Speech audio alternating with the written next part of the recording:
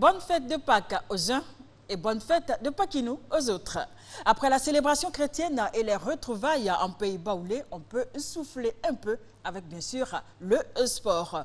Bonsoir à tous et bienvenue à ce magazine de sport que j'ai plaisir à présenter. Prenez justement le temps de vous installer avec les titres que vous propose Ange Assoukro. Reportée à plusieurs reprises, la tournée du trophée de la CAN 2015 à l'intérieur du pays a finalement démarré. Les premières étapes, Yamoussoukro, Djekanou et Toumoudi. La coupe a célébré Paquinou. Nouveau traitement de choc pour le Félicia. Le stade Oufoué-Boigny en chantier. La pelouse tant décriée subit depuis le vendredi 3 avril dernier une énième réhabilitation avec un nouvel opérateur technique. La reprise de la Ligue 1 est fixée au week-end prochain avec la 14e journée, le point du championnat national avant la deuxième moitié de la saison. Le FISFAO, Festival international de Scrabble francophone de l'Afrique de l'Ouest, Abidjan 2015, vient de s'achever. La Côte d'Ivoire, le Bénin, le Burkina Faso, le Cameroun, le Mali, le Sénégal ont marqué de leur empreinte cette 4e édition du FISFAO. Je ne suis pas seule, bien sûr, je suis même très bien accompagnée. D'abord par Fatima Sibé, bonsoir. Bonsoir Marie. Ange Assoukro, bonsoir. Bonsoir Anne-Marie, joyeuse fête de Pâques à tous. Merci. Nous avons aussi deux autres invités. Il s'agit du président de la Fédération ivoirienne de Scrabble, El Bani Fadi. Bonsoir monsieur. Bonsoir Anne-Marie. Et l'autre invité, c'est monsieur Jean-Ray Patrice. Vous êtes le président de la Fédération internationale de Scrabble francophone. Oui, bonsoir. Bonsoir. Merci. Et bienvenue sur notre plateau. Merci beaucoup. Nous allons commencer bien sûr par le Scrabble. Débuté le 28 mars dernier, la 4e édition du Festival international de Scrabble de l'Afrique de l'Ouest a pris fin ce jeudi 2 avril à la Riviera Belle-Côte. Deux Ivoiriens, Boloubi Franck et Kofi Yaoluc, ont fait honneur à la Côte d'Ivoire en décrochant l'or pendant les finales du défi régional et du classique. Le reportage est signé Aude Alébé Aïssata Garba. Un podium orange, blanc et vert au terme de 45 minutes du défi régional. Cette épreuve est dirigée par son inventeur, le Suisse Patrick Janéré, qui était accompagné du président El Bani Fadi, de 2 assistants et du vice-président de la Fédération internationale de Scrabble. 26 scrabbleurs étaient au départ de ce que l'on appelle aussi la mort subite. Et tout au long des différents coups, les chaises ont commencé à se vider pour laisser la place aux grands vainqueurs. C'est ma 4e participation. J'ai vraiment constaté que les joueurs africains ont pris encore plus évolué. Donc cette année, vraiment, ça a été un peu difficile pour moi. Donc il fallait vraiment que je gagne cette compétition-là pour vraiment me sentir dans la compétition, pour pouvoir marquer mon passage dans cette compétition. Sinon, vraiment, ça allait être un peu bizarre. Dispositif particulier pour la finale du classique. La Côte d'Ivoire, avec Kofi Yaoluc, est opposée au Burkina Faso, représenté par Siaka Ouattara. À l'issue de la belle, c'est Kofi Yaoluc qui décroche l'or. Voilà, président Bani Fadi, c'est ça, El Bani Fadi. El Bani Fadi, oui. Voilà, bienvenue sur notre plateau. Et d'abord, comment s'est passé concrètement ce 4e festival international? Merci Anne-Marie. Avant de commencer mon propos, je tiens d'abord à remercier le ministre des Sports et des Loisirs, M. Alain Lebognon, et ainsi que Mme Kinimo, directrice des sports de haut niveau. Concernant la 4e édition du FISFAO, il faut dire que d'abord la Côte d'Ivoire a été choisie par la FISF pour organiser cette 4e édition. Tout s'est bien déroulé. Et ça s'est soldé avec la victoire des éléphants scrabbleurs. Oui. Nous avons presque tout raflé. Nous avons eu 10 médailles sur 15. Donc c'est dire que la moisson est bonne. Nous sommes justement avec le président de la Fédération internationale de Scrabble. Encore Oui. bonsoir. Bonsoir. Comment ça se fait que le choix s'est porté sur la Côte d'Ivoire pour l'organisation de ce 4e festival? Alors, bien entendu, on a confié ce travail au Bureau Afrique de la Fédération internationale francophone, qui est dirigé par le Béninois Olivier Assino, et lui-même donc reprend les candidatures en fonction de la volonté des fédérations. Ensuite, il nous soumet le lieu de ce festival au niveau du comité directeur de la Fédération internationale. Et c'est vrai que le dossier d'Abidjan 2015 était vraiment solidement constitué avec la mise en place et la personnalité du président El Bani. On a eu toutes les garanties et il est très bien secondé également par son vice-président Ferdinand Aoua et le secrétaire général du FISFAO, M. Dobé de la Forêt. C'est un trio, on va dire, qui nous sécurise totalement quand il s'agit d'organiser un grand événement. Oui. Et sur les 12 pays qui ont participé à ce 4e FISFAO, la Côte d'Ivoire est première avec 7 médailles d'or. Le pays hôte a donc célébré ce sacre lors d'un dîner gala avec tous les participants, les invités, les officiels et bien entendu la presse. La Côte d'Ivoire a été gourmande, peut-être même un peu trop. Sur les 6 épreuves en compétition, elle a raflé 7 médailles en or. Bonne moisson par rapport à l'année dernière à Dakar, où les éléphants étaient rentrés avec 4 médailles en or dans la besace. Les pairs, l'élite, le défi régional, le classique et l'internation, des épreuves qui ont hissé la Côte d'Ivoire sur la plus haute marche du podium de ce 4e festival international de Scrabble francophone de l'Afrique de l'Ouest. Le Sénégal a été acclamé grâce à Mbengue Babacar qui s'est imposé lors de l'épreuve du Blitz. Les tout-petits n'ont pas été oubliés. Les vainqueurs du Scrabble scolaire ont également reçu leur trophée. Madame Kinimou, la directrice des sports de haut niveau, le président de la Fédération internationale de Scrabble francophone, Patrice Janéry, et le président de la Fédération ivoirienne de Scrabble, Fadi El Bani, des officiels qui ont rehaussé cette cérémonie de récompense. Retenons qu'au-delà des médailles et des lauriers, c'est l'Afrique francophone qui a gagné. Au terme de 6 jours de compétition entre Scrabbleurs venus de 12 pays de la sous-région. Monsieur Janéry, vous êtes venu et vous avez vu l'organisation par la Côte d'Ivoire de ce 4e festival. Comment vous l'avez trouvé? Alors écoutez, je pense que la compétition ou les compétitions se sont déroulées vraiment dans un cadre tout à fait adapté à notre sport, on va dire sport cérébral, sport qui devient un sport d'élite quand on le voit pratiquer à ce niveau-là, aussi par des jeunes joueurs qui se battent et qui ont cet esprit de compétition, cet esprit de fair play aussi.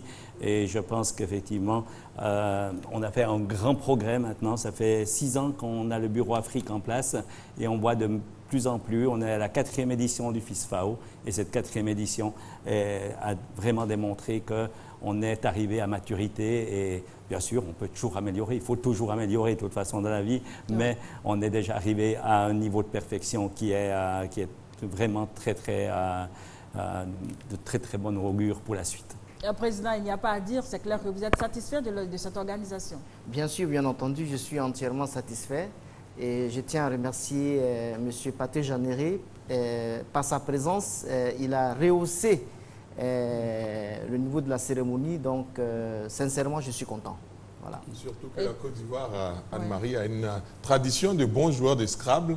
On s'y amusait, nous également, quand on était étudiants. On n'est pas aussi performant que ces champions que l'on vient de voir. Mais la Côte d'Ivoire est un pays qui s'est toujours bien illustré dans cette compétition. Et déjà, d'accueillir autant de pays à une compétition, c'est une bonne chose parce qu'il y a eu beaucoup de participants.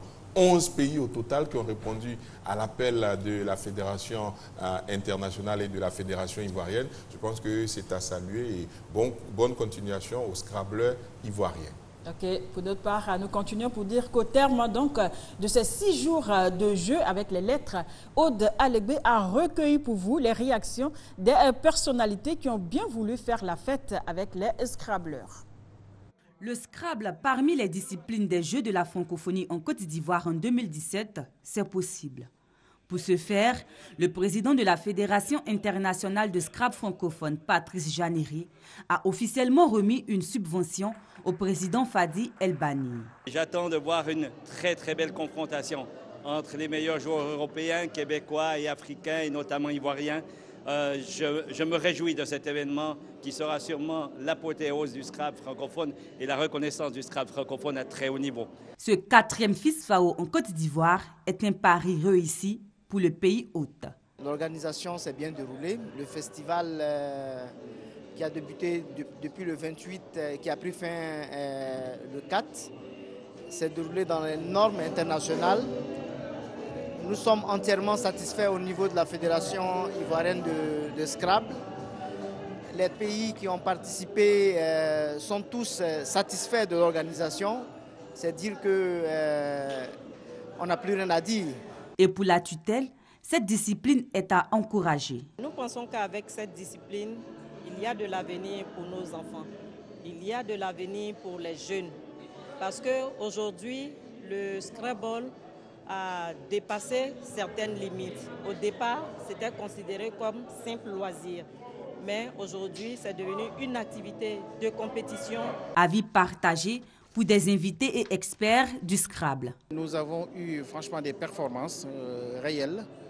On a eu des solos, on a eu des parties qui ont été topées et on a eu les plus grandes vraiment performances lors de ce FISFAO d'Abidjan. Voilà, le Scrabble est devenu, comme l'a dit la dame, une discipline de compétition. Après ce 4e festival, que prévoyez-vous faire? Merci Anne-Marie. Je lance un appel aux autorités compétentes de ce pays. Je vous dis tout simplement que la Côte d'Ivoire n'a plus rien à prouver sur le plan national et continental parce que depuis 2013, depuis 2013 à 2015, la Côte d'Ivoire a presque raflé toutes les médailles. Oui. Donc, je lance un appel au ministre pour qu'il puisse nous aider afin de participer au championnat du monde. Oui. Le championnat qui va se dérouler, en juillet 2015, voilà, en Belgique. Avec vous, Monsieur Jeanneret, on va parler du Scrabble scolaire.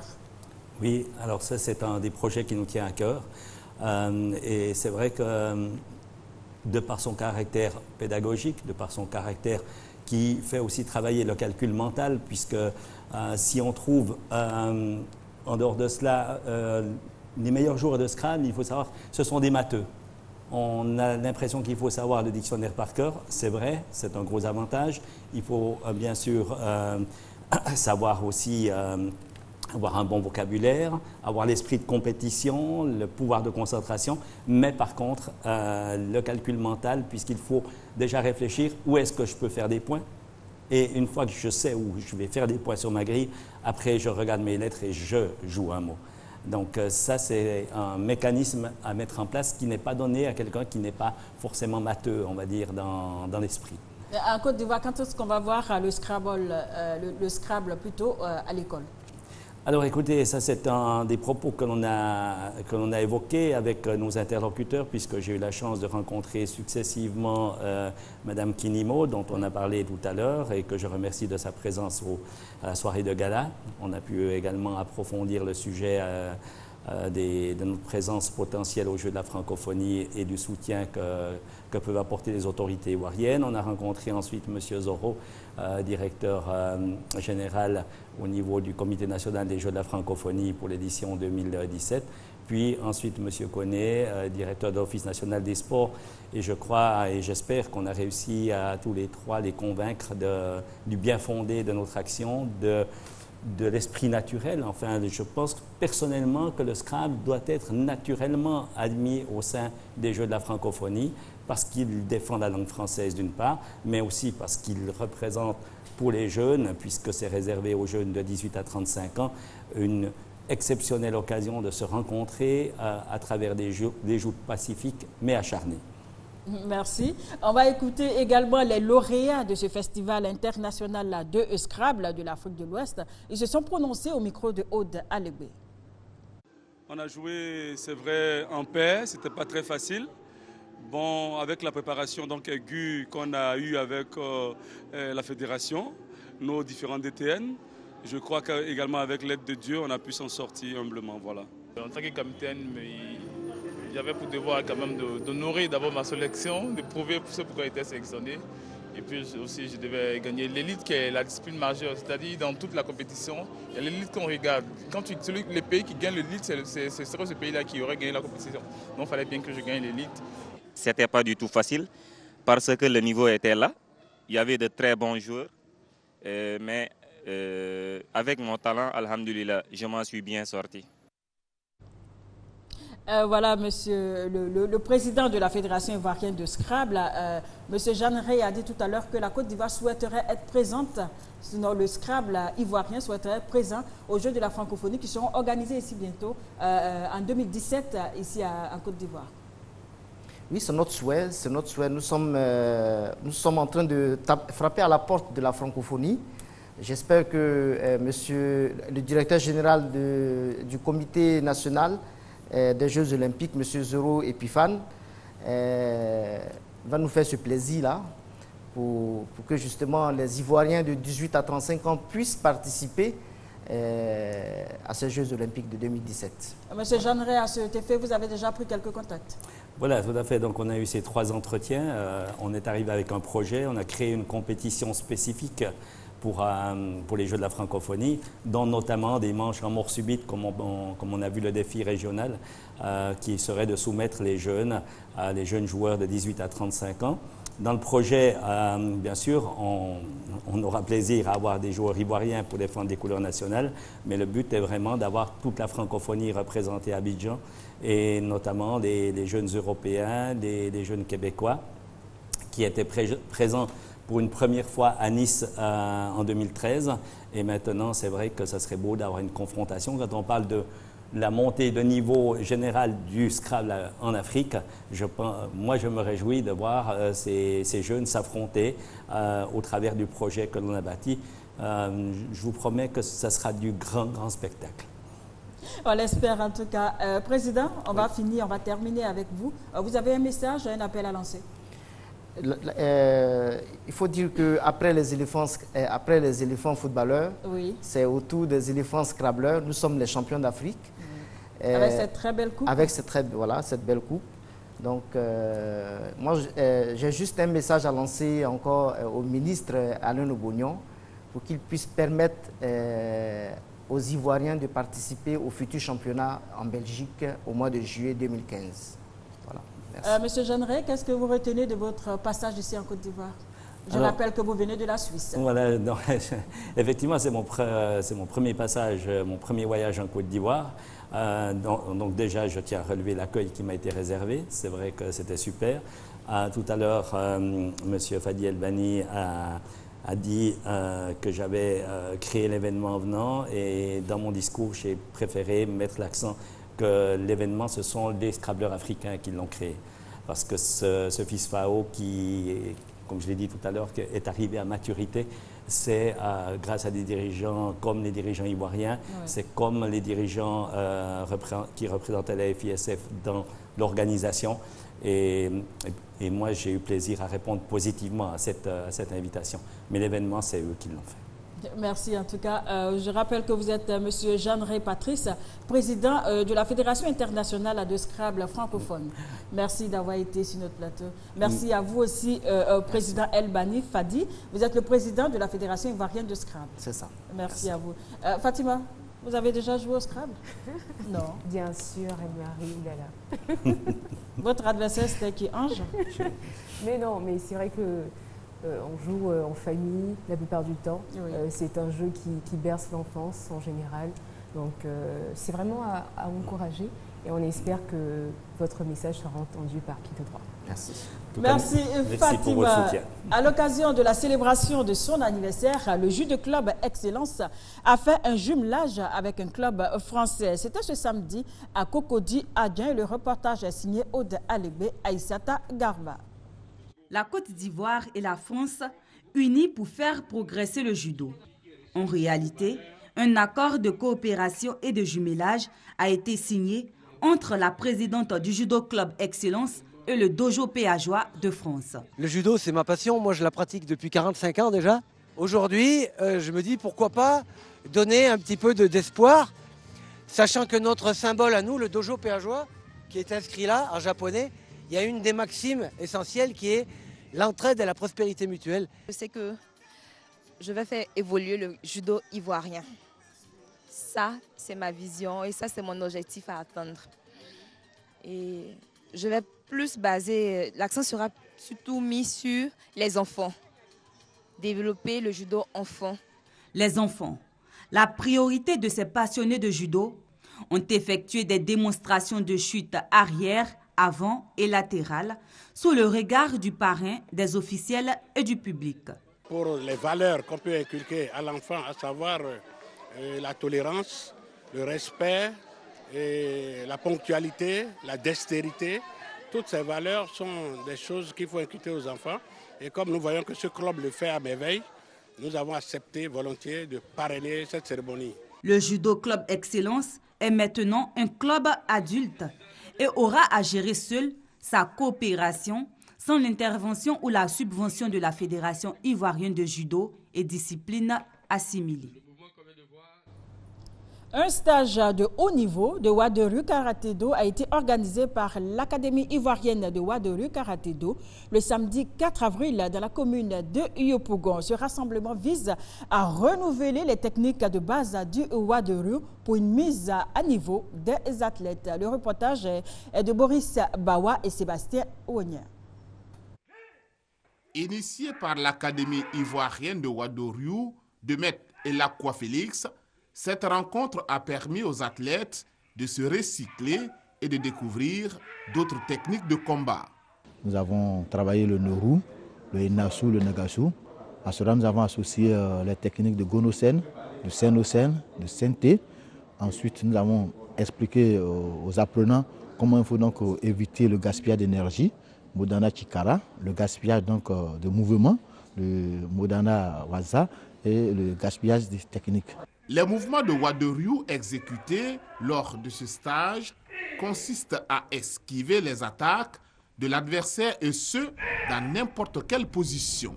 Le mouvement au sol que nous avons fait constitue une des bases du karaté Ouadéru, les attaques au sol. C'est-à-dire vous êtes assis, quelqu'un peut venir vous attaquer. C'est pourquoi on dit que le Ouadéru, c'est une discipline complète. On peut rester assis, quelqu'un peut t'attaquer, tu n'as pas besoin de te lever pour te défendre. Les participants venus des différents quartiers de Yopougon sont âgés de 3 à 60 ans. Cette cérémonie d'apprentissage et de perfectionnement a été dirigée par les instructeurs Maître Elakwa Félix, 7e dan, et Maître Kwa Georges, 6e dan de Ouadéru. Ange, vous voulez réagir sur ce stage? Oui, j'avoue Anne-Marie que quand j'ai vu ce reportage de Boris Bawa au montage, je lui ai demandé, mais ça, s'est passé où? Il m'a dit, c'était à Yopougon. Alors, en général, quand il y a les arts martiaux, c'est toujours à Cocody, à Koumassi, à Treichville. Et ça m'a fait plaisir de voir qu'au niveau de Yopougon aussi, les arts martiaux sont assez vivants. Et chapeau donc à la fédération de Ouadéru pour cette formation, parce que Yopougon a beaucoup d'habitants et il faut que ces habitants-là aussi se mettent à la pratique de ces sports-là. En tout cas, on l'espère bien que les arts martiaux sont bien présents dans la commune de Yopougon. Parlons maintenant de cyclisme avec une connotation festive, celle de la Pâque, bien sûr, avec la Fédération ivoirienne de cyclisme qui était dans le pays baoulé pour son championnat national dénommé Bofia Tour. Salif Ouattara était de la fête. Les amateurs et amoureux du vélo se sont retrouvés à Bofia, localité située à 218 km d'Abidjan, au centre du pays, le temps d'une course du championnat national VTT. Prétexte tout trouvé pour rendre hommage à la reine Ablapoku en ce dimanche 5 avril, jour de Pâques. On appelle à galet, c'est-à-dire tout ce que le pied pédale, marche, voilà, court à galet. Et c'est dans le cas de la galet tour que Moyer, la mutuelle, organise donc cette course qui montre que la reine a souffert à son peuple et on a dû courir, on a dû parfois frôler la brousse et tout ça, mais ils sont revenus sains et saufs. 28 au départ de cette course, seuls 4 sont récompensés pour avoir fini leader. Dans la catégorie élite, Thomas Kwadjo sur un temps de 1h19 minutes 9 secondes. En Master 1, Youssouf Bundaogo avec un chrono de 1h19 minutes 13 secondes. En Master 2, Frédéric Gigot sur 1h25 minutes 1 seconde. Et en Master 3, Christian Poujol avec 1h16 minutes 10 secondes. Ça a été une très belle course, comme vous avez pu le constater. C'est quelqu'un qui fait du vélo sur route, qui a remporté cette édition. C'est bon pour nous, surtout que cette année, nous envisageons de faire partie le champion de Côte d'Ivoire au championnat d'Afrique qui va se faire au Rwanda. Pour la chefferie traditionnelle, le championnat VTT de Côte d'Ivoire, baptisé édition Ablapoku, tombe à un moment crucial. Pour un village qui a besoin de développement, il faudrait que les gens viennent. Donc pour ça, il est d'accord avec. Donc il est très content afin que les gens puissent venir pour participer à la fête. S'en est suivi de la remise de récompenses, le choix très prisé d'objets d'art conçus par la population de Bofia et un bal poussière.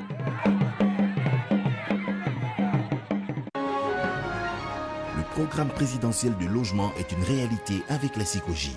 Plus de 2000 logements livrés et 15 000 en cours de réalisation. Appartements, duplex et villas à Yopougon, Abobo, Angré, Riviera et dans les villes de Daloa, San Pedro, Kong. Avec la SICOGI, vous avez l'assurance de la qualité, une facilité de paiement et une solution pour les entreprises. Infoline 20 30 55 44.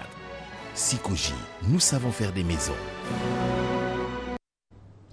C'était vraiment une belle idée d'organiser ce championnat national en Pays Baoulé. Absolument. On parlait tout à l'heure de Yopougon, mais cette fois-ci, on allait encore plus loin, oui, à Toumoudi. Et surtout, ce village de Bofia n'en est pas à sa première édition parce que annuellement, eh bien, la Fédération ivoirienne de cyclisme essaie de délocaliser ses activités avec ce VTT, vélo tout-terrain, qui permet aux amateurs, à ceux qui savent pratiquer cette discipline, de se retrouver dans ce village-là. Vous voyez le contraste entre les VTT et les villageois qui ont leur pagne autour d'eux. C'est un contraste qui est tout à fait beau et qui n'a laissé de sourire Fatima dans ce studio. Merci Aja. Nous allons poursuivre avec le tirage au sort de l'Afrobasket masculin 2015. Ce tirage au sort a eu lieu ce samedi 4 avril à l'Acropolium de Carthage, c'est à Tunis. Les 16 nations qualifiées pour cette compétition connaissent presque tous, disons, leurs adversaires de poule. On va voir d'ailleurs les tableaux. Rappelons, Fatima, que l'Afrobasket 2015 va se dérouler du 19 au 30 août en Tunisie et la Côte d'Ivoire se trouve justement, est logée justement dans la poule D. Après l'édition 2013 de l'Afrobasket organisée à Abidjan, place à celle de 2015 prévue du 19 au 30 août en Tunisie, en marge des préparatifs de la 28e édition. Notons donc le tirage au sort qui a eu lieu ce samedi à l'Acropolium de Carthage à Tunis, la capitale tunisienne. Ce tirage au sort nous donne donc les tableaux suivants. Dans le groupe A, le pays hôte sera opposé au Nigeria, à l'Ouganda et à un pays invité qui sera connu à la fin du mois d'avril, comme les pays invités 2 et 3. Dans le groupe B, nous aurons l'Angola, le Mozambique, l'invité 2 et le Maroc. Dans le groupe C, l'Égypte, finaliste de l'édition 2013, le Gabon, le Mali et le Cameroun. Et puis on va terminer par le groupe D avec la Côte d'Ivoire qui avait fini à la 4e place en 2013. La Côte d'Ivoire sera opposée au Cap-Vert, à l'invité 3 et au Zimbabwe. Donc on peut rappeler, Fatima, que ce sont 13 pays qui se sont qualifiés pour cette compétition. Il y a 3 autres qu'on doit tirer au sort, qui doivent recevoir des invitations. Oui, donc voilà, comme indiqué, ce sont des pays invités. Oui. Pour l'instant, c'est vrai que ça paraît assez spécial quand même, donc on attend encore de savoir qui va accompagner donc, les pays qui sont qualifiés donc, sur le parquet. Mais c'est vrai que bon, fin avril, c'est pas très loin, on aura donc la réponse. En tout cas, la Tunisie qui accueille pour la 3e fois l'Afrobasket a à cœur de briller cette année. Ça va être quand même assez difficile parce qu'on sait la suprématie de l'Angola et puis bien sûr la Côte d'Ivoire qui s'est fait éliminer sur le fil. On se rappelle, c'était donc pour la Coupe du Monde ici à domicile. Il y aura en tout cas de très très belles oppositions. L'Afrobasket, c'est toujours énormément de plaisir. Alors on a hâte d'y être tout simplement. Le système de wildcard, c'est une pratique qui a cours plutôt au tennis. Oui. Au tennis, les leaders du classement ATP généralement se qualifient pour les tournois et il y a des invités qu'on appelle pour venir participer à la compétition. Je pense que c'est cela que le basketball essaie aussi de faire parce que dans les tirages au sort, il n'y a que 13 équipes. Oui. Et comme il faut compléter avec le reste des équipes pour que toutes les poules aient 4 membres. En tout cas, la Côte d'Ivoire est dans une poule où, logiquement, elle devrait pouvoir s'en sortir. Je pense que Fatima a les ambitions de notre pays dans cette compétition. Oui, évidemment, on a retenu l'intervention du président de la Fédération ivoirienne de basketball. C'était au micro de nos confrères de RFI. Et il a dit, la Côte d'Ivoire... en tout cas, fera tout pour arriver très loin. Espérer même être finaliste. Oui, et il faut savoir qu'il y a un ticket à décrocher pour Rio. Il y aura une seule place, donc il va falloir se battre. Est-ce que vous pensez que la Côte d'Ivoire est dans une poule assez facile?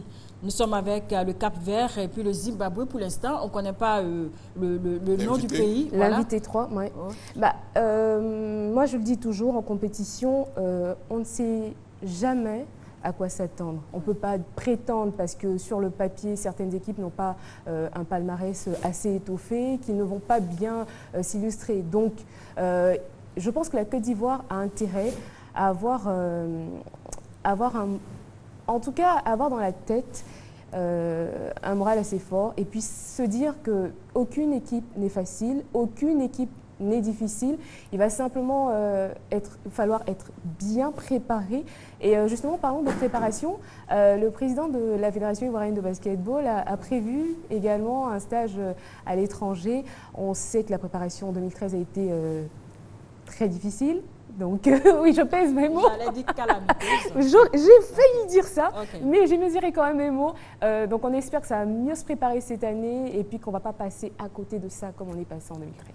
Mais quand on regarde les autres poules, je pense que la Côte d'Ivoire, pour le moment, s'en tire plutôt bien avec le Cap-Vert et le Zimbabwe. Parce que regardez, par exemple, le groupe B avec l'Angola, le Mozambique, le Maroc et un invité spécial. Je pense qu'il ne fallait pas être dans ce groupe-là. Ce groupe B, là, il fallait l'éviter. Et pourquoi je ne veux pas qu'on prenne ces équipes-là comme ça? On va donner le cas du Sénégal. Oui. Le Sénégal n'est pas qualifié. On se rappelle que le Sénégal était parti en Coupe du Monde.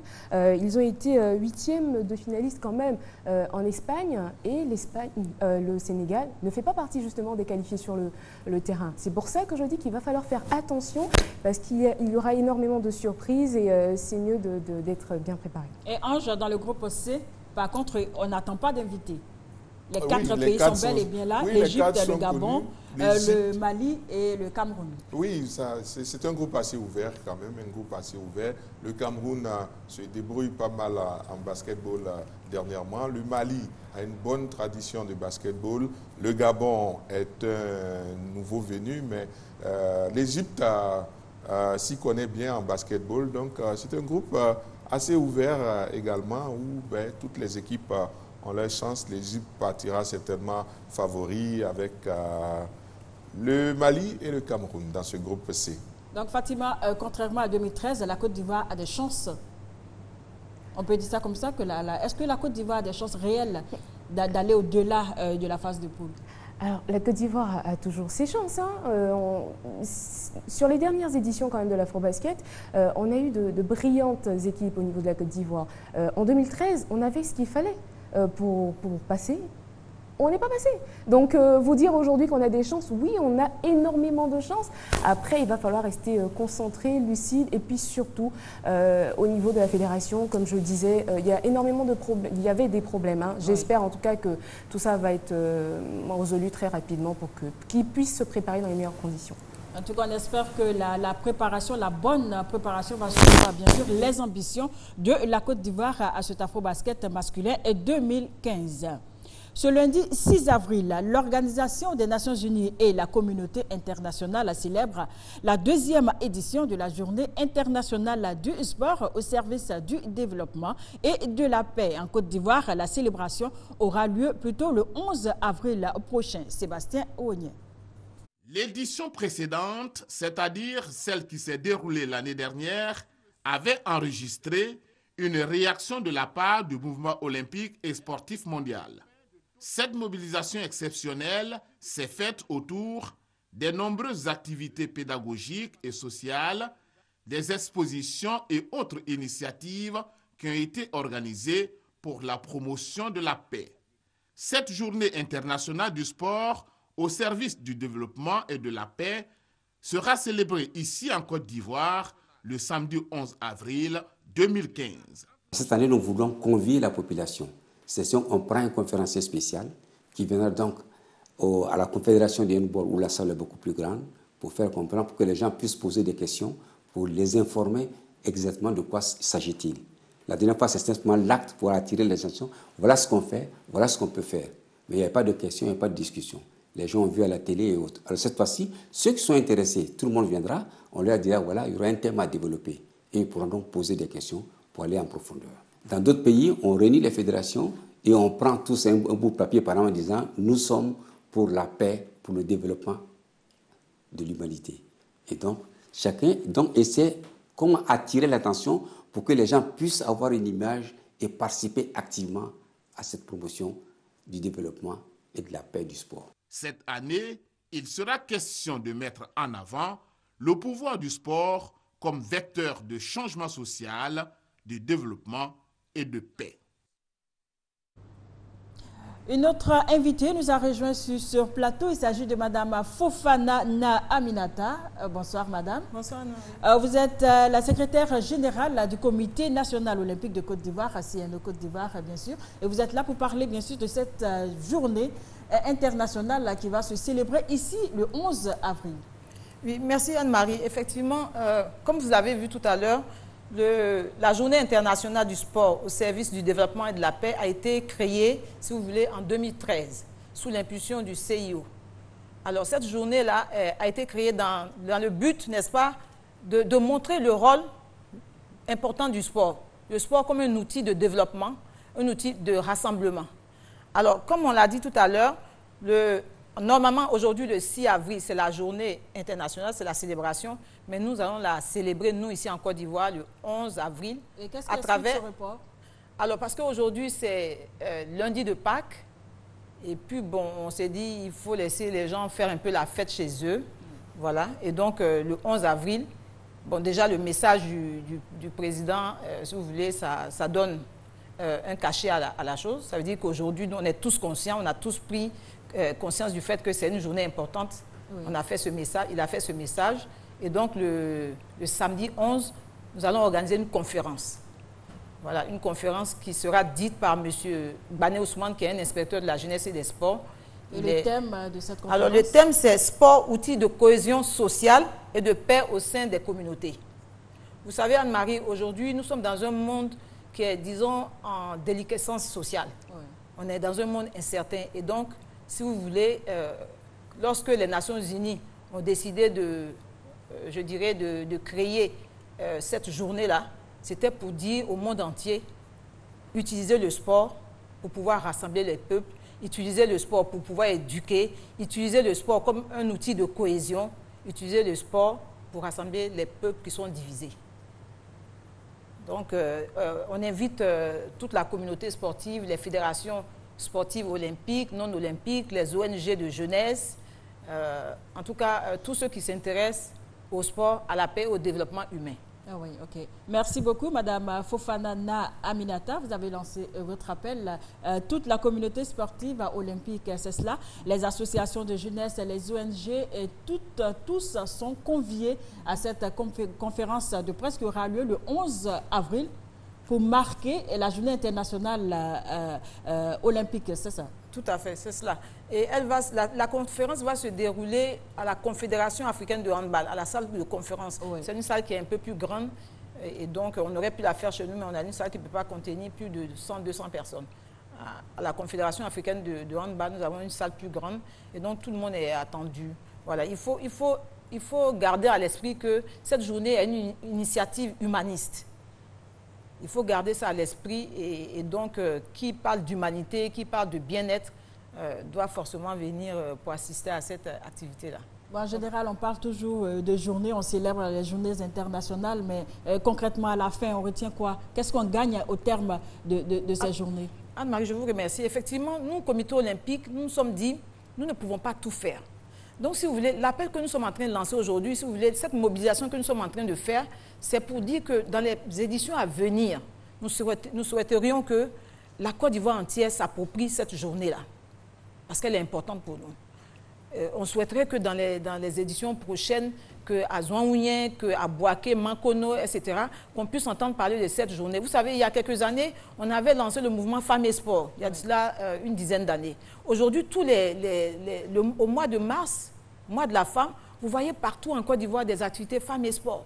On souhaite que dans les années à venir, tout le mois d'avril va être consacré à la célébration de cette journée internationale du sport pour le développement et pour la paix. Voilà un peu ce que nous voulons en fait. En tout cas, merci à vous, Madame Fofanana Aminata. À moins que vous ayez un dernier mot à l'endroit de nos téléspectateurs. Alors, Anne-Marie, vous êtes tous invités. Oui. C'est cela. Il faut faire l'effort de venir. On sait que les gens sont occupés le samedi, oui, mais c'est important. On a un conférencier qui est un spécialiste en la matière, Ousmane Bané. C'est un consultant qui a fait le CESAC de Dakar. Il a tous les outils. Et vous voyez aussi qu'aujourd'hui, notre mouvement sportif est un petit peu en conflit. Il y a des conflits un peu partout. Et c'est le lieu aussi de dire aux uns aux autres que le comité olympique est un médiateur. Et donc, il faut que tout le monde soit là. Ce sera l'occasion de se parler, de s'entendre et puis de régler un certain nombre de choses ce jour-là. Merci à vous, Madame Fofanana Aminata. Je rappelle que vous êtes secrétaire générale du Comité national olympique de Côte d'Ivoire. Merci. Je vous remercie, Anne-Marie. Nous allons parler maintenant d'athlétisme en milieu scolaire et le reportage est de Sébastien Ounien et Nyanya Emmanuel. 12 écoles primaires ont ouvert le bal du projet Kids Athlétique en présence du ministre de la Promotion de la Jeunesse, des Sports et des Loisirs, Alain Lobognon. Nous sommes donc venus ici soutenir la Fédération ivoirienne d'athlétisme, apprécier ce qui est tenté d'être fait avec la formation depuis la base et puis espérer voir la Côte d'Ivoire aligner plusieurs champions dans quelques années. Sur les deux parties du terrain, les élèves ont été soumis à plusieurs épreuves, notamment le saut à la corde, la Formule 1, le lancer de Voltex, le lancer à genoux Medicine Ball, l'échelle de vitesse, le saut en croix et l'endurance. Des épreuves qui ont permis aux écoles primaires de s'affronter. Avec le lancement des Kids Athlétiques, c'est un grand pas qui vient d'être posé. Le président Nicolas Debrimou ne doute pas de la relève des athlètes ivoiriens. Ce qu'il faut savoir, c'est qu'à partir de 15 ans, c'est les cadets et c'est cette tranche d'âge que nous faisons maintenant les détections. Et une fois qu'on a fait la sélection pour les disciplines données, les athlètes sont entraînés dans les centres des ligues. Après les centres des ligues, les meilleurs sont mis dans les centres espoirs. Ils sont cadets juniors. Et en fonction de leur performance, ils peuvent ensuite entrer dans les centres de haut niveau. Le Kid Athlétique permettra de détecter les meilleurs athlètes pour les mettre au service des ligues d'athlétisme. Je crois que vous l'avez rectifié de vous-même. Le reportage de Nyanya Emmanuel a été dit par Aude Allegbe. Le ministère de la Promotion de la Jeunesse, des Sports et des Loisirs a initié mardi dernier dans ses locaux au plateau une étude pour la professionnalisation et le développement du sport ivoirien. Ange Assoukro. La pratique assidue du sport est le credo de Sport dans ma vie. Ainsi, pour la PAC, Sport dans ma vie a invité ses membres à Ivoire Academy, cadre propice au sport. C'était à l'occasion de la première édition de la journée du bien-être. Au menu, une marche sur une distance de plus de 3 km allant d'Ivoire Academy au pont de Jacquesville en aller et retour. L'objectif, c'est de faire découvrir aux personnes, à monsieur et madame tout le monde, qu'elles peuvent pratiquer une activité sportive elles aussi. Le sport contribue donc à la santé. Nous travaillons dans le stress permanent. Nous avons donc décidé de faire du sport tous les week-ends pour nous permettre donc de nous régénérer, de régénérer les cellules. Après la marche, une séance d'étirement est nécessaire. Puis, les sportifs passent à la pratique du yoga. Ce qui compte, c'est l'effort lui-même. L'esprit, c'est celui de l'abandon, je m'abandonne dans cette atmosphère de fraîcheur. Comme une pile, je me branche à tout ce qui circule de positif.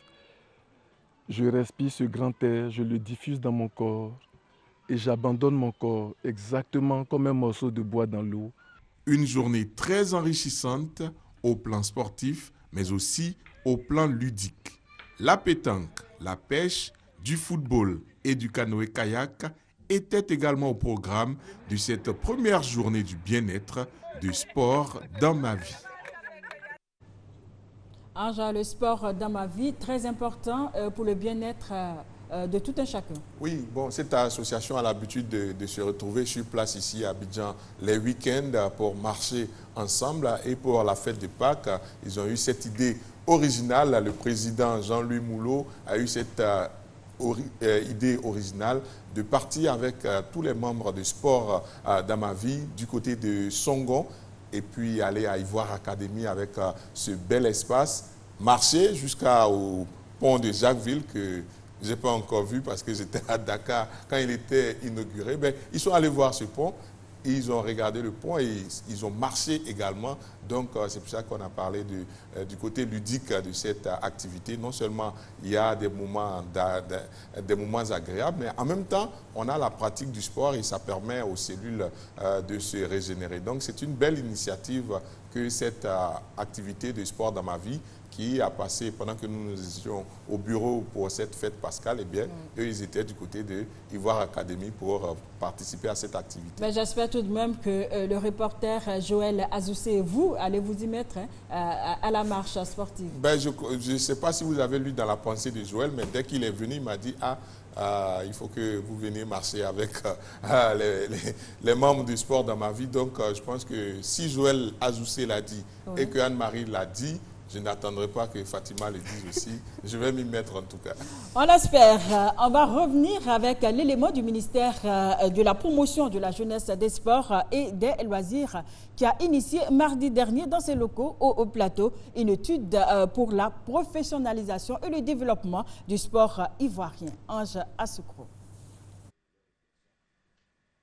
Le ministère de la promotion de la jeunesse, des sports et des loisirs a lancé dans ses locaux une étude pour la professionnalisation et le développement du sport ivoirien. Cette étude, qui sera menée par le BNET, Bureau d'études techniques et de développement, et Avas Africa, vise à rompre avec l'amateurisme pour rentrer dans l'ère de la professionnalisation, a déclaré le directeur de cabinet du ministère des Sports, Moumouni Silla. Selon Florent Garrigou, vice-président de Avas Africa, l'étude se fera en 4 phases, à savoir l'audit des diverses composantes du sport ivoirien, l'analyse comparative de l'état des lieux au regard de politiques sportives d'autres pays liées au rayonnement international, la recommandation d'un plan d'action opérationnel sur l'ensemble des dimensions étudiées et l'accompagnement dans la promotion de la nouvelle politique sportive mise en place au plan national et international. Notre réseau aujourd'hui est présent dans 25 pays à la Sport Entertainment. Donc on a l'expérience aussi dans d'autres zones géographiques, dans des pays émergents qui peuvent aussi nous inspirer. Vous citiez l'Afrique du Sud et le Maroc, effectivement. On a une expérience aussi en Amérique latine, donc il y a des problématiques similaires qui peuvent être intéressantes. La veille du lancement, l'équipe était reçue par le ministre Alain-Michel Lobognon qui a exprimé sa volonté de voir cette étude déboucher sur une industrie du sport en Côte d'Ivoire. Pour sa part, Eouman Taï du BNET a assuré le ministre que sa structure mobilisera toute son équipe pour la réussite de l'étude. Avas Sports Entertainment est un groupe français spécialisé dans le conseil en communication, le marketing sportif, le mécénat et la culture.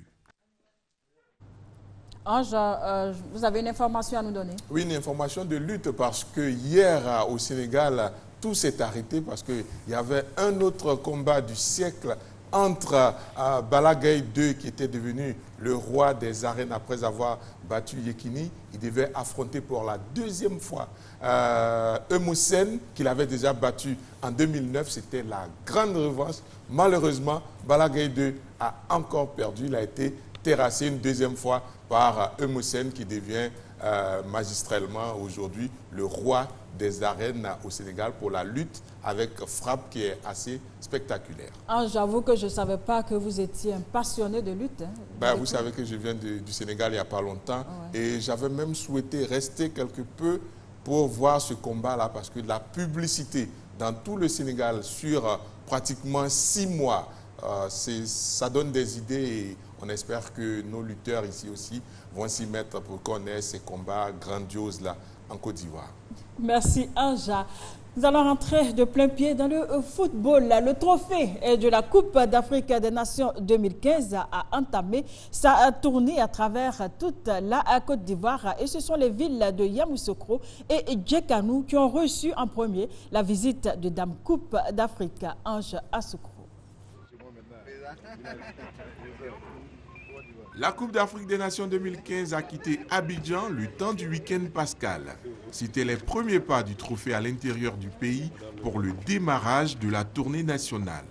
À Yamoussoukro, la Fédération ivoirienne de football, le gouverneur du district Augustin Thiam et les autorités administratives ont rendu hommage au président Félix Houphouët-Boigny. Le trophée a pris ensuite la direction de la Fondation Félix Houphouët-Boigny.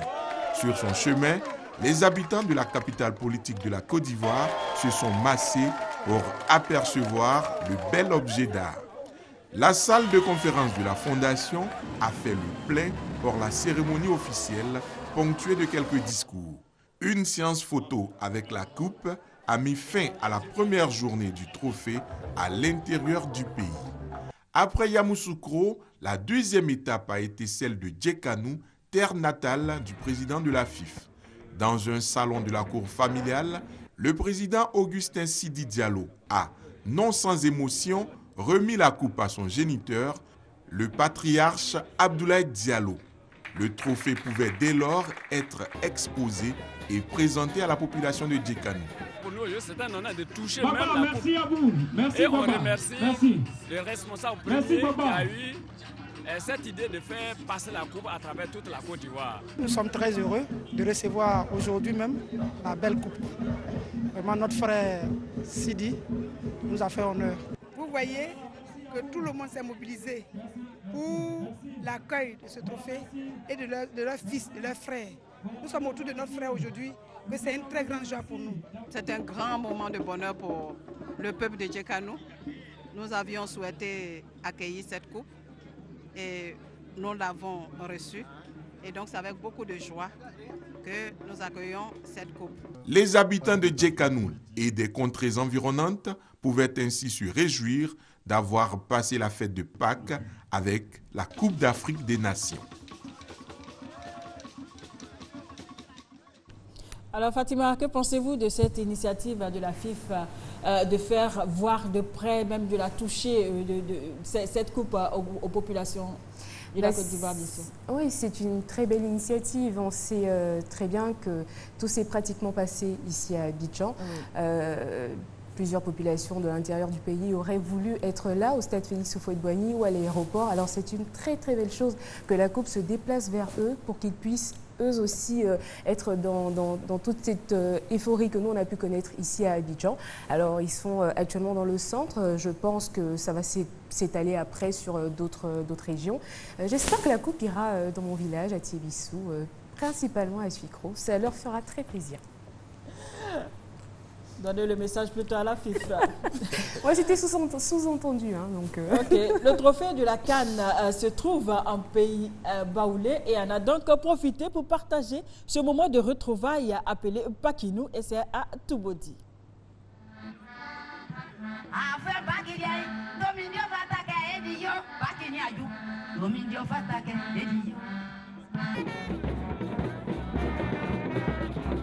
La célébration officielle de Pakinou 2015 s'est déroulée à Toumodi avec en invité spécial la Coupe d'Afrique des Nations 2015 dans toute sa splendeur. Sous le regard du Premier ministre Daniel Kablan-Duncan, de quelques membres du gouvernement et d'une population nombreuse, Dame Coupe a été célébrée.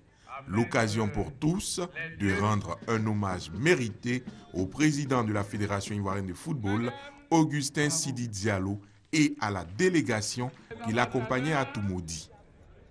Nous élevons le doyen Abdoulaye Diallo au rang de commandeur dans l'ordre du mérite de la santé.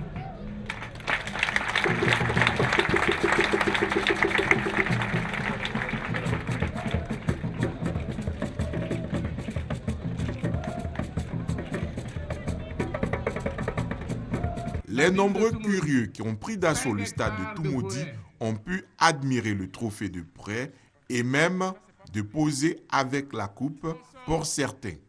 La présence du trophée à la célébration officielle de la Pâques 2015 aura donné un cachet spécial à la fête. Le programme présidentiel de logement est une réalité avec la SICOGI. Plus de 2000 logements livrés et 15 000 en cours de réalisation. Appartements, duplex et villas à Yopougon, Abobo, Angré, Riviera et dans les villes de Daloa, San Pedro, Kong. Avec la SICOGI, vous avez l'assurance de la qualité, une facilité de paiement et une solution pour les entreprises. Infoline 20 30 55 44. SICOGI, nous savons faire des maisons. Voilà, Ange, vous étiez de la tournée du trophée de la CAN 2015 à Yamoussoukro, à Toumoudi, à Djekanou. Comment vous avez trouvé les populations de ces localités?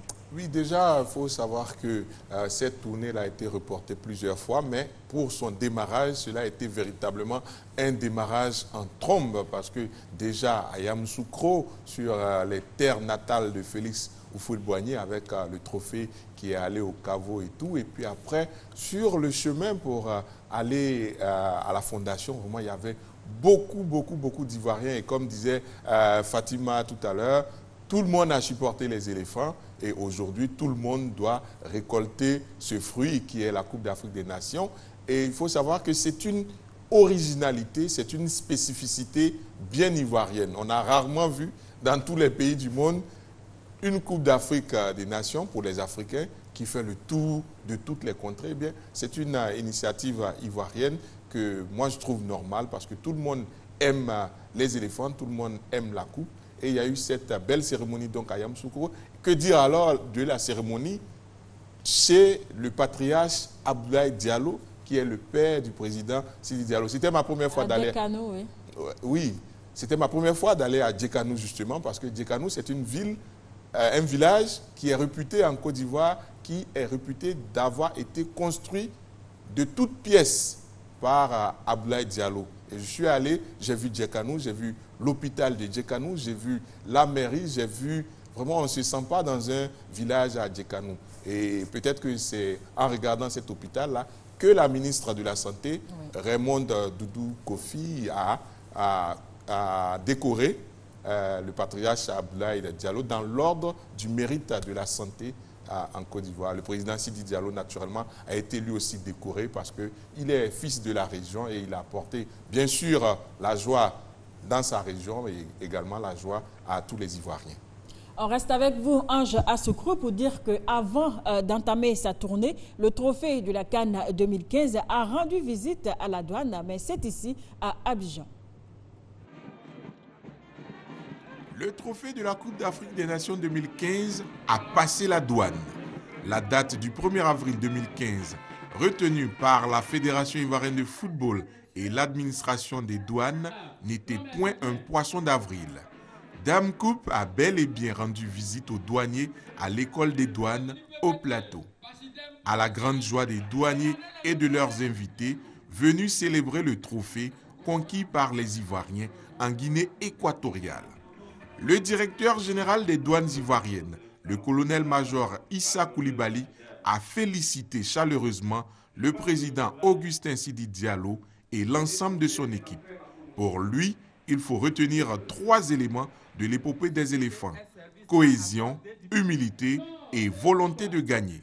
Lorsque les Ivoiriens savent se rassembler, lorsqu'ils ont une direction claire et nette, qu'on leur indique une vision claire, lorsqu'ils savent où ils veulent aller et lorsqu'ils sont bien encadrés, les Ivoiriens réalisent de grandes choses. Et c'est le cas depuis un certain temps. La Côte d'Ivoire a renoué avec les victoires et cette coupe vient illustrer cette tendance. Issa Koulibaly a dit cautionner la tournée de la coupe à l'intérieur du pays. Au nom de la Fédération ivoirienne de football, le ministre Cheikh Daniel Bamba a remercié la douane pour sa contribution au succès des éléphants.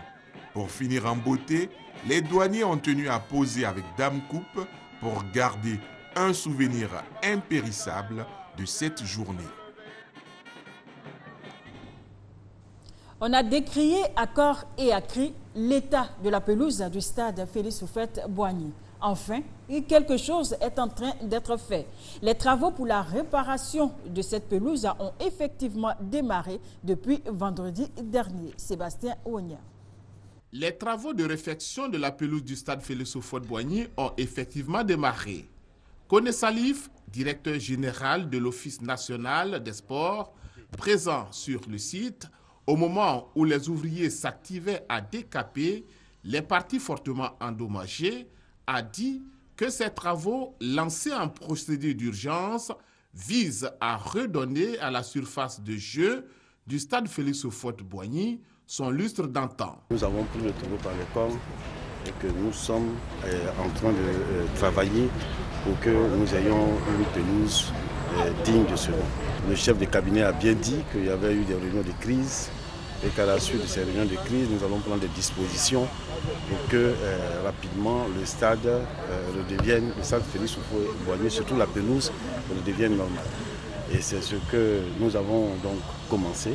Nous avons fait appel donc à des structures spécialisées qui vont nous mettre donc ce stade à niveau et ça va nous permettre donc de pouvoir abriter les prochains matchs. Ainsi, le gazon et la terre qui le soutient feront l'objet d'un soin particulier. D'un coût total de 40 millions de francs CFA, la nouvelle pelouse sera opérationnelle dans 2 mois. Pendant cette période, le terrain du stade Félix Houphouët-Boigny sera fermé à toute activité. Il convient de rappeler que l'état de la pelouse de cette infrastructure sportive avait choqué plus d'un lors du match international amical qui a opposé la Côte d'Ivoire à l'Angola le jeudi 26 mars 2015. Outre le stade Félix Houphouët-Boigny, le stade de Bouaké sera également réhabilité. Un appel d'offres a été lancé à cet effet et les travaux y démarreront dans les tout prochains jours. Voilà, Ange, le spectacle désolant offert au monde entier le jeudi 26 mars dernier lors de ce match amical Côte d'Ivoire-Angola a au moins eu le mérite de sortir les autorités qui avaient en charge de cette pelouse de leur léthargie.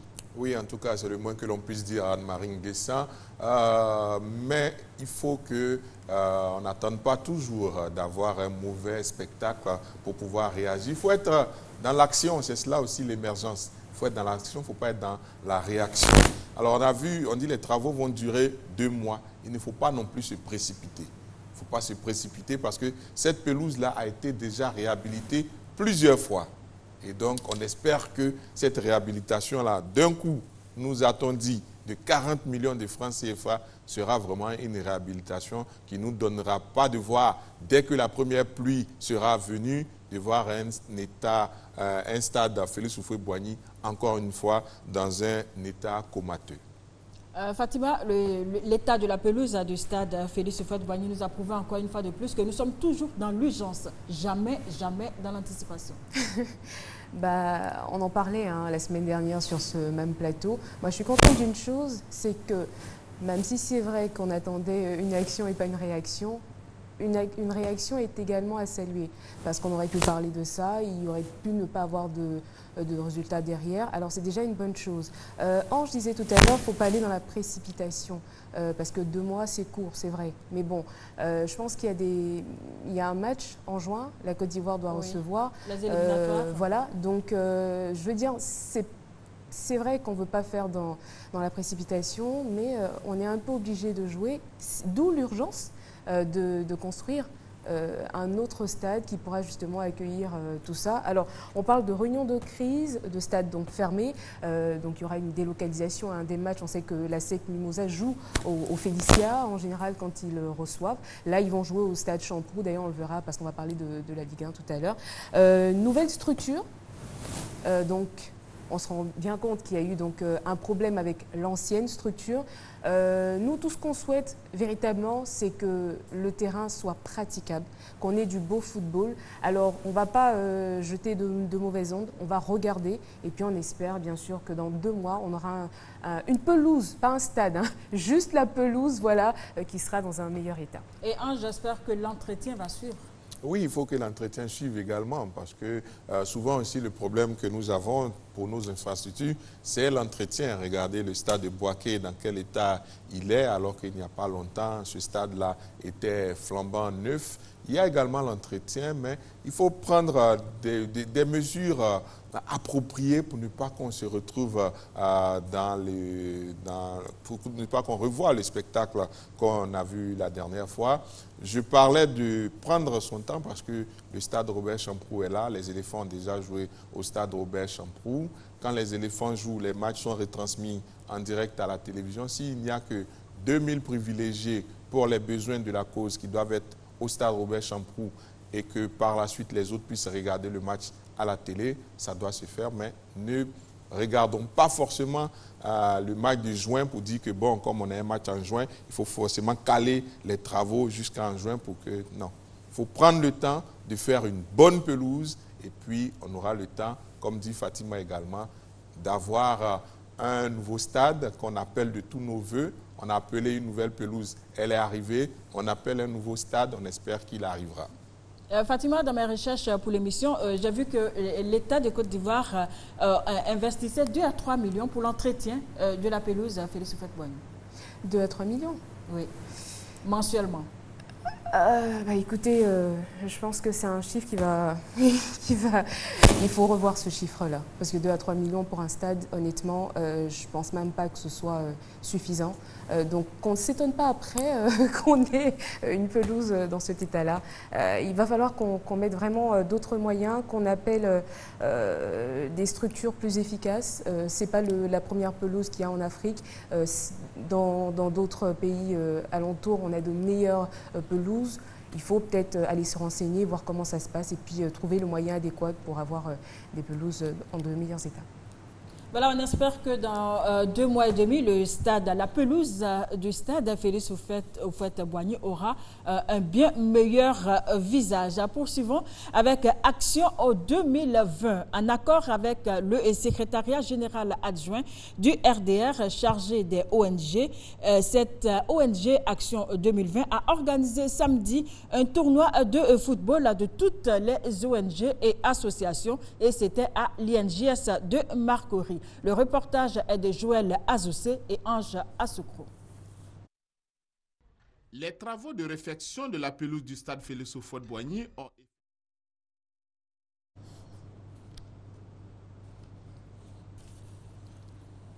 Voilà, nous allons partir tout à l'heure avec Action 2020 qui a organisé ce tournoi de football de toutes les ONG et associations et c'était à l'INJS de Marcory. Le reportage est signé Joël Azoussé, Ange Assoukro. Le tournoi Un coup KO 2 fois présidence et ado a pour objectif de remobiliser la jeunesse en vue de la réélection du président Alassane Ouattara. Mais derrière le jeu, il y a un message. Le message, c'est que nous travaillons tous pour retourner le pays encore pour 5 ans, si Dieu le veut, pour le président Alassane. Le ministre Sidiki Konaté, secrétaire général adjoint du RDR en charge des ONG et associations, a donné le coup d'envoi avec le parrain de cette cérémonie, Bénitien Ouattara. La compétition a démarré avec en attraction Action 2020 en maillot bleu et l'équipe de Jussi, Jeunesse Unie de Côte d'Ivoire, en orange. Débuté timidement, le match d'ouverture a fini par être très disputé. Après plusieurs occasions de but ratées, les deux équipes sont à égalité à la mi-temps, 0-0. À la reprise, les joueurs semblent s'être familiarisés avec la pelouse de l'INJS et c'est à la 35e minute que Nadinho Ouattara ouvre le score. 1-0 pour la Jussi, score qui restera inchangé jusqu'au coup de sifflet final. Ce tournoi, un coup KO 2 fois président, c'est ado pour dire merci au président Alassane Ouattara pour les grands chantiers déjà entamés, pour les grands chantiers réellement que le président Ouattara a déjà réalisés pour le bien-être de la jeunesse ivoirienne. 8 équipes seront en compétition au cours de ce tournoi. Un coup KO 2 fois président, c'est Ado. La reprise du championnat national la Ligue 1 après le mercato se fera ce samedi 11 avril. Mais avant, comment se comportent certains clubs, notamment l'Africa Sport d'Abidjan, classé 5e à mi-parcours. Le bilan des 13 journées et la suite du championnat avec l'entraîneur et les joueurs. C'est un dossier que nous propose Aude Alegbe. Belle pelouse du stade Robert Champrou pour accueillir le face-à-face l'Amfiara Africa Sport d'Abidjan. Rassurez-vous, c'est juste un match amical, histoire d'apprécier en situation de jeu les athlètes avant la reprise du championnat national. On a été premier tout au début du championnat pendant 5 journées. Et puis après, avec tout ce qu'on a eu comme problème de trésorerie et puis tous les problèmes qu'on a dans le club, nous nous sommes retrouvés à la 5e place. C'est pour ça que je dis, le bilan il est bon. Les Verts et Rouges sont logés à la 5e place avec 20 points à mi-parcours du championnat national. La suite, nous essayons toujours d'aller au premier plan parce que ça fait partie au moins de nos objectifs. Si jamais nous arrivons un peu plus haut, je crois que c'est bon. Parce que vous vous souvenez que l'année dernière, nous avions terminé à la 9e place avec beaucoup de problèmes qu'a traversé le club. Les joueurs, eux, sont conscients de l'ampleur de la tâche qui les attend. Nous allons prendre le courage parce que vers la fin du championnat, on a un peu déraillé sur le terrain. Mais parce qu'on va prendre beaucoup de courage pour pouvoir revenir pour la suite. Les nouveaux qui intègrent le groupe Vert et Rouge sont pleins de rêves et pensent devenir de futures stars. Ouais, je pense que le niveau du championnat et le niveau des centres de formation, c'est très très différent. Parce que les centres de formation et les clubs n'ont pas la même manière de jouer, c'est pas la même intensité, c'est pas le même engagement. Donc il y a une très très grande différence. Bon, j'essaie de travailler encore et encore pour essayer de rentrer dans ce tempo-là. Mon modèle au niveau du football ivoirien, c'est Yaya Touré parce que Yaya Touré, c'est un joueur avec un caractère énorme. Il joue très bien au football, il sait taper dans le ballon comme tout un chacun. Et puis bon, il a un charisme qui me plaît vraiment. Le rêve pourrait être une réalité si à l'Africa Sport, la situation était plus reluisante. Malheureusement, les OIE ne vivent que de la subvention de l'État, situation compliquée pour les athlètes et le staff technique. Ange, beaucoup d'optimisme en ce qui concerne les joueurs et le coach, bien sûr, de l'Africa Sport. Pensez-vous que l'Africa Sport peut faire mieux lors de la seconde partie de ce championnat? Je commencerai par la chute de Aude, oui. Parce qu'il y a beaucoup de clubs justement en Côte d'Ivoire qui ne vivent que de la subvention de la Fédération ivoirienne de football. Oui. Ça déjà, ce n'est pas normal parce que vous avez vu, l'entraîneur il a dit, nonobstant les problèmes de trésorerie, on a essayé de faire ce qu'on a pu. À un moment, on était en tête et puis après, ça s'est un peu moins bien passé. Mais il faut saluer quand même cette équipe de l'Africa Sport parce que connaissant ce qui se passe dans cette maison de l'Africa Sport d'Abidjan, voir que l'équipe n'est pas dans les profondeurs comme ça a été le cas l'année dernière. Ils ont terminé 9e pour un club comme l'Africa, 9e sur 14. Ce n'était pas très bon. Là, ils ont commencé, ils étaient un peu dans le haut du tableau. Ils restent dans le haut du tableau. Ils sont 5e. La deuxième partie de la saison, il va falloir prendre les dispositions, surtout sur le plan de la trésorerie, pour que les joueurs ne lâchent pas mentalement et que, bon, ils ne dégringolent pas, mais plutôt que l'Africa Sport puisse regarder vers le haut du tableau. Fatima, pensez-vous que l'Africa Sport a les moyens, sinon aura les moyens de faire mieux que la 5e place lors de la deuxième partie de ce championnat? Alors, les moyens financiers, il y a beaucoup de doutes à ce niveau, soyons réalistes. Mais par contre, ce qui m'a marqué dans ce reportage, c'est vraiment l'état d'esprit, donc à la fois des joueurs, des coachs, qui sont conscients que le club n'est pas vraiment au meilleur de sa forme. Mais ils ont envie de montrer que le football, justement, c'est sur le terrain qu'on juge justement le talent, on juge une équipe. Et j'espère, en tout cas c'est mon souhait, qu'ils puissent tenir parce que on se rappelle quand même à l'époque ASEC Africa, c'est vraiment des matchs en fait qui nous ont fait plaisir dans le championnat ivoirien. Alors c'est dommage qu'aujourd'hui on ne puisse pas repartir justement sur ces confrontations-là, quand on sait que dans tous les pays, hein, les classiques, écoutez, ça reste, on va parler du PSG contre l'OM ce week-end ou encore le Real contre le Barça, mais c'est vrai qu'on a envie de revoir justement cet ASEC Africa avec vraiment un niveau et une qualité acceptable. On va passer maintenant au Stella Club d'Abidjan, le Stella Club qui est classé 12e à mi-parcours et le dossier est signé Cathy Touré.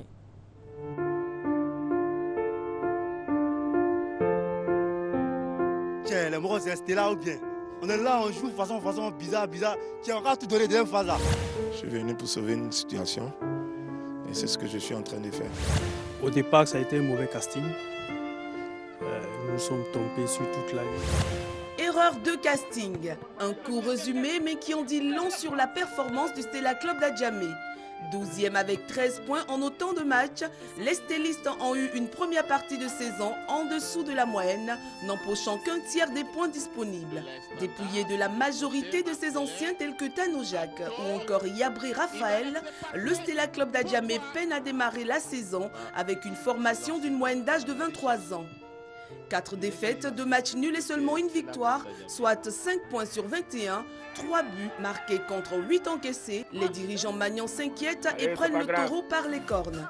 Le staff technique est renouvelé. L'entraîneur Oloufade cède sa place à Gba Bernardin à l'issue de la 7e journée. J'ai trouvé des joueurs qui sont vraiment intéressants, mais mentalement, ils n'étaient pas costauds. Là-dessus, j'ai joué sur le plan mental et le plan physique. J'ai joué beaucoup dessus. Donc je crois que la barre est en train d'être redressée. En 6 rencontres, le bilan est moyen. 2 victoires, 2 matchs nuls, 2 défaites, 8 points, 5 buts marqués, 5 buts encaissés. Je pense que le Stella aura son mot à dire dans la deuxième partie, si tout se passe bien. Quitter la zone dans laquelle on se trouve pour nous rapprocher du haut du classement. Un recrutement s'impose à la mi-saison. Kofi Kwame Mavi, je viens d'un centre de formation nommé Académie Abbas Football Club. Je suis un attaquant. Moi c'est Niaouro Djedje Fabrice, je viens du club Azo PFC, la 2e division. Laurent Kwame Martial, milieu de terrain offensif, j'étais en voyage, je suis revenu. Yabré Raphaël, milieu de terrain, c'était la Club d'Adjamé. Je pense que le football est collectif. Si ça ne prend pas au début, à force de travailler, ça peut donner jusqu'à la fin. Mais on espère que la deuxième phase, nous allons remonter la pente. J'ai fait revenir Yabré, sur qui je compte beaucoup, pour apporter son expérience et puis surtout sa touche technique. Parce qu'en fonction de ce que je recherche, je vais m'appuyer sur lui pour que l'équipe avance, quoi. Encore 13 journées, les Magnans y croient en s'appuyant sur leurs atouts, dont l'un reste incontestablement son plus jeune gardien, Diallo Mamadou. Formé à l'AS Athlétique, le champion élite 2013 se fait remarquer positivement. Et je vais continuer à travailler pour m'améliorer et puis atteindre un niveau.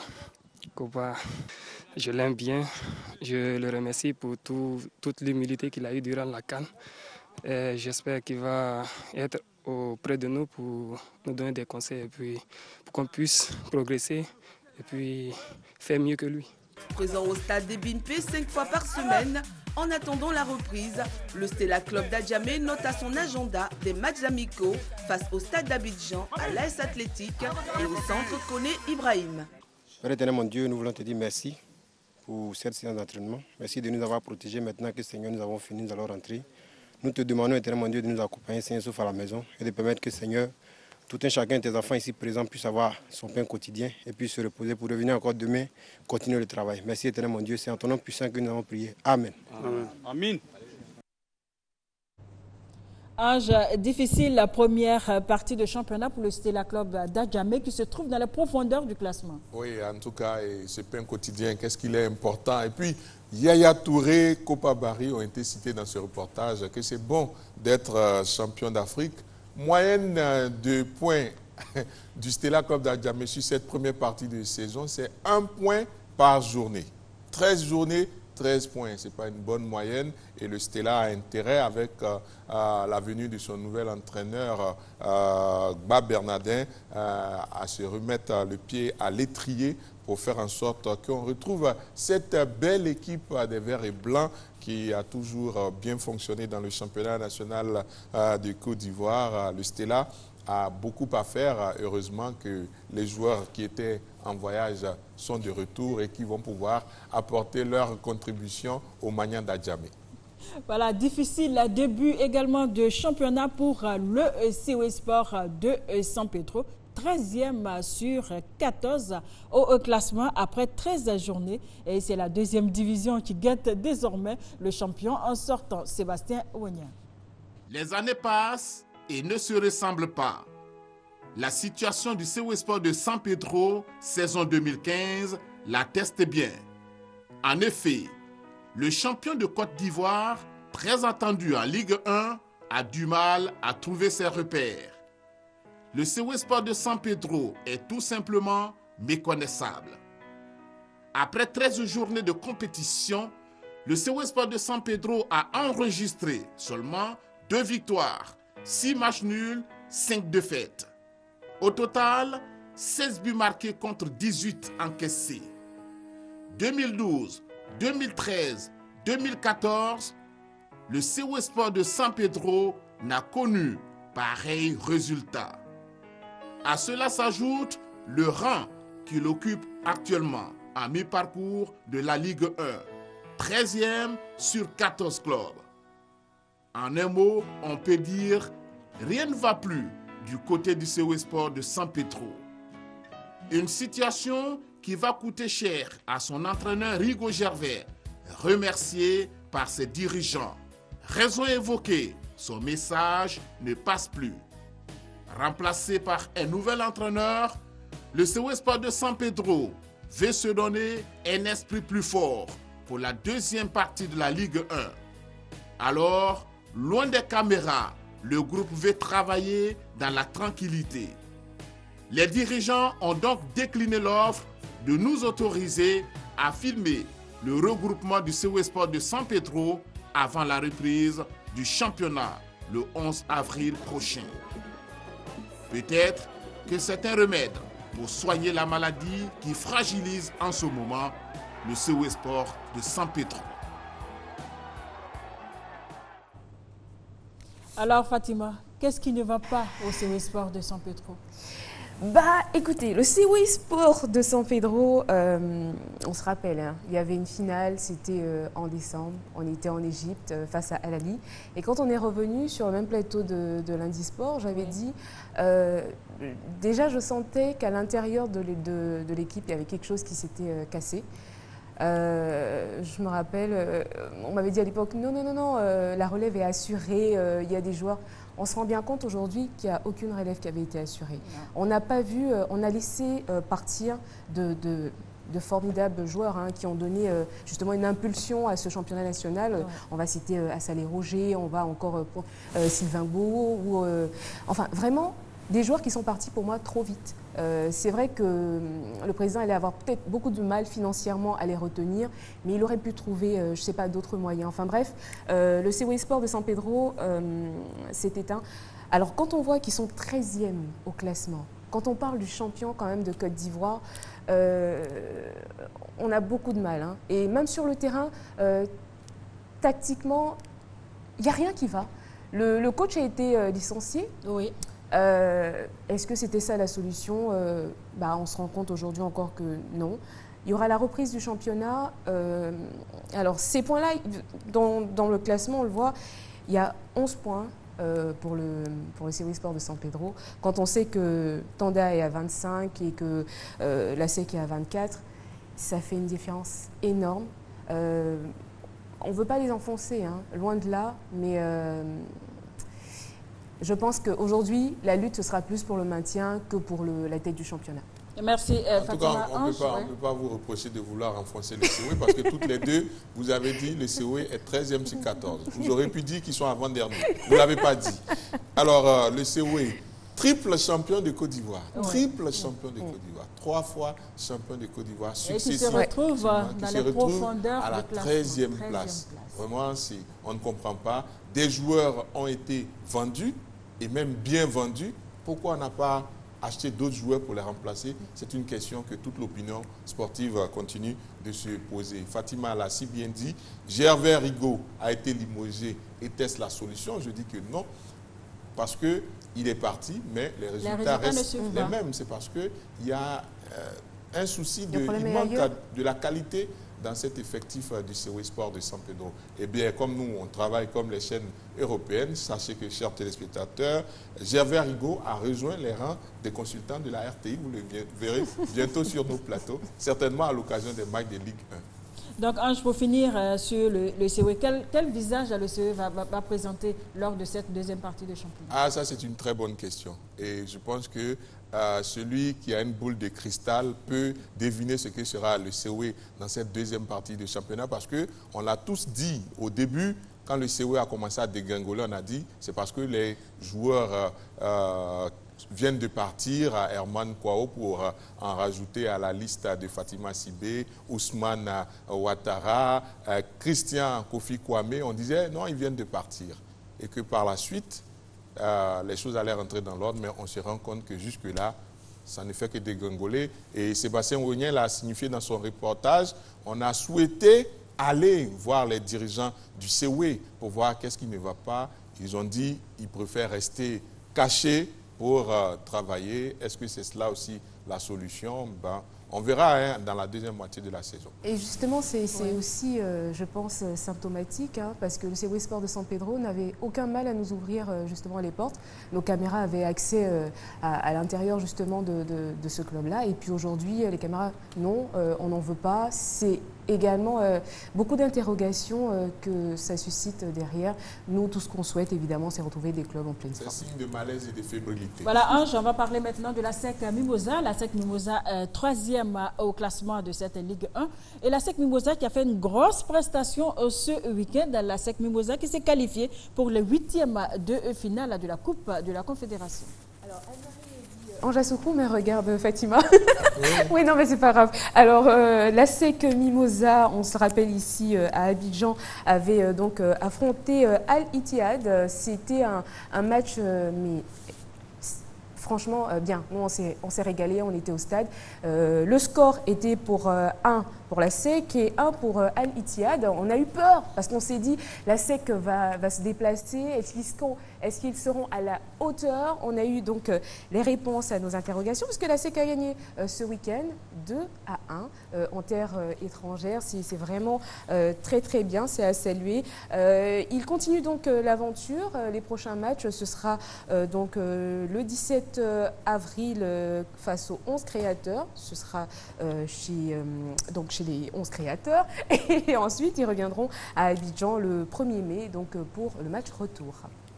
Merci Ange, un mot sur la SEC. Oui, un résultat qui nous avait été donné par le président de la Ligue professionnelle lui-même, Sori Diabaté, qui nous a interpellés pour dire est-ce que vous savez, la SEC s'est qualifiée? Il dit ah bon, il dit oui, victoire 2-1. Pour dire que c'est une belle performance que celle qu'a réussi la SEC Mimosa. La SEC qui se comporte plutôt bien dans le championnat national, la SEC qui est à la 2e position. La SEC, ce n'est un secret pour personne. Et maintenant que San Pedro n'est plus là pour lui barrer la route, la SEC se dit que c'est le moment ou jamais de revertir le costume de leader. Donc, on nous a expliqué que dès le retour de l'équipe à Abidjan, rapidement, ils allaient se mettre au travail pour aborder cette dernière moitié de la saison. Vous savez que la SEC a récupéré des joueurs qui n'étaient pas là à l'aller, notamment le jeune Balois Davila, qui était avec nous pour le championnat d'Afrique des U20 au Sénégal, qui a rejoint l'équipe, et certains absents de la manche aller qui étaient là pour la manche retour. Merci. On va rappeler juste que le championnat de Ligue 1 reprend ce samedi 11 avril avec 3 rencontres.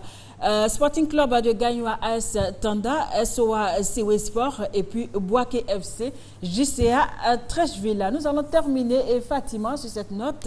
Il se trouve que c'est demain mardi 7 avril qu'a lieu le vote des 2 représentants africains au comité exécutif de la FIFA. Il se trouve bien sûr que la Côte d'Ivoire a un candidat, Jacques Anoma. Et oui, et quand la Côte d'Ivoire a un candidat, nous, ce qu'on a de mieux à faire, c'est de le soutenir. Donc, on espère bien sûr avoir un très bon résultat. Donc, oui, Jacques Anoma, évidemment, pour la suite de son parcours. Nous, on veut. Merci Fatima, merci aussi pour votre présence, disons, sur ce plateau. Mais merci à toi, Anne-Marie. Jean Secours, on va terminer. Oui, merci beaucoup. La parité n'a pas été respectée ce soir. J'espère que Kadi Sanogo va remédier à ça dès lundi prochain. Merci en tout cas à Anne-Marie de m'avoir invité sur votre plateau. En tout cas, Ange, ce n'est pas nous qui allons nous plaindre de cette parité qui n'a pas été respectée aujourd'hui. C'est avec plaisir d'ailleurs, parce que ça n'arrive pas tous les jours. Et là, si nous sommes en supériorité numérique sur ce plateau, c'est tout à l'honneur des dames. Pas seulement sur le plateau, mais même à la réalisation. Même à la réalisation avec Kadi Sanogo et Laetitia Aou, comme on l'appelle. Laetitia Nguessan, oui. Voilà. Oui, c'est le nom que je cherchais. C'est la PAC, c'est Aou. Voilà. Merci à vous, Fatima. Merci, Ange. Merci à vous, chers téléspectateurs. Merci, bien sûr,